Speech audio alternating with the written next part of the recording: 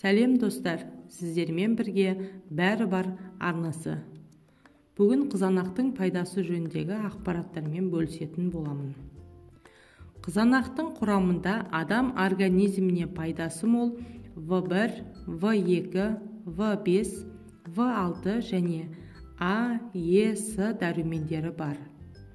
Қызанақты үнемі пайдалана отырып, иммундық жүйені нығайтып, жүрек қызметін жақсартып, ас қорытуды реттеп, холестеринді азайтуға болады.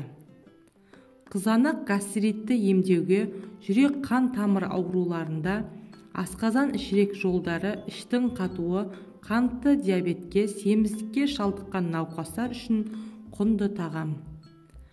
Қызанақтың жемісінен алынған шырыны тағамға пайдаланылады.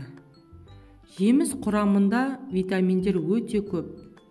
Қызыл сарғыш жемісінің құрамында минералдық тұздар, С витамині, В, РР тобының витаминдері, кератин бар.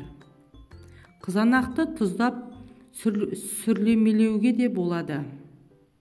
Қызанақтың сұрыптарынан ғалымдар пайдалы химиялық элемент тапқан. Онда темір, мыс, калий тұздары көп. Қызанақ адам организміне пайдалы витаминдерге бай. Ересек адамдарда жиі кездесетін варикоз, гастрит, жүрек қан тамыр аурулары мен қан айналым жұмысын жақсартады. Асқазан ішек жолдары, іштің қатуы кезінде аса пайдалы. Өтті тазартады, несеп айдағыш, ісік ауруларынан қорғайды. Зәрдің шығуын тездетеді. Қантты диабетке және семіздікке шалдыққан науқастар үшін құнды тағам. Қызанақ иммунитетті көтереді. Ара шаққанда, дене күйіп қалған кезде екіге бөліп басса, ара уын денеге жаймайды және де күйіктің ыстығын алады. Міне бүгін сіздермен бөлісетін пайдалы ақпаратым осы. Сіздермен бірге бәрі бар арнасы. Видеоны толық қарағандарыңызға рахмет.